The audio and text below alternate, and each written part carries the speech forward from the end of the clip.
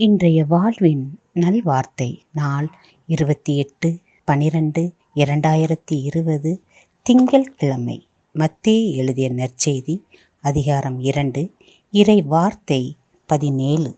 ராமாவிலே ஒரு குரல் கேட்கிறது, ஒரே புலம்பலும் பேரழுகையுமாய் இருக்கிறது. ராக்கேல் தம் குழந்தைகளுக்காக அழுது கொண்டிருக்கிறார். இன்றைய நாள் மாசிலா குழந்தைகளின் நினைவு கூறும் நாள். ஆம் அன்புக்குரியவர்களே, ராக்கேல் தம் குழந்தைகளுக்காக அழுகிறார். இறைவாக்கினர் எரேமியா உரைத்தது போல, ஏரோது இயேசுவை கொல்வதற்காக வழி தேடிக் கொண்டிருந்தான்.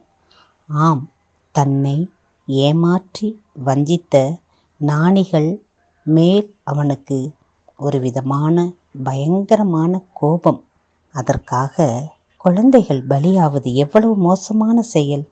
ஒன்றுமறியாத குழந்தைகள் தான் பலியாகும் நேரத்திலும் கூட தன் மழலை மாறாத சிரிப்பு கொடூரம்தான். இன்றைய நாட்களிலும் கூட சின்னஞ்சிறு பெண் குழந்தைகளுக்கு பாலியல் தொல்லை, அதனால் குழந்தைகளின் மரணம். பெண் குழந்தைகளை வெளியே தனியே அனுப்ப பெற்றோருக்கு பயம். மேலும் பிளாக்மெயில் என்ற பெயரில் பிள்ளைகளை கடத்தி பணம் பறிக்கும் கொள்ளைக்கார கும்பல். நிறைய விபத்தினால் குழந்தைகள் பலி, ஆழ்கிணறு தோண்டலில் குழந்தைகள் பலி, இப்படி பல வகைகளில் குழந்தைகள் பலி ஆகி கொண்டுதான் இருக்கிறார்கள்.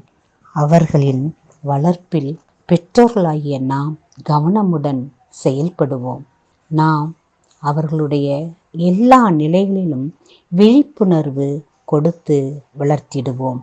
இந்நாட்டின் சிற்பிகளாக குழந்தைகளை தேசப்பற்றிலும் ஆன்மீக காரியங்களிலும் வளர்த்திடுவோம். நாம் நம் பிள்ளைகளின் பாதுகாப்பிற்காக ஜெபித்திடுவோம்.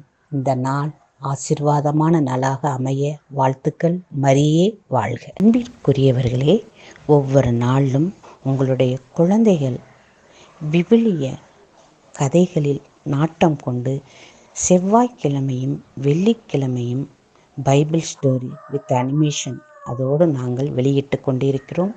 அதற்கும் உங்களுடைய முழு ஒத்துழைப்பும் ஆதரவையும் நாடுகிறோம். கடவுள் உங்களை ஆசீர்வதிப்பாராக. இறைவன் நம்மோடு. நன்றி.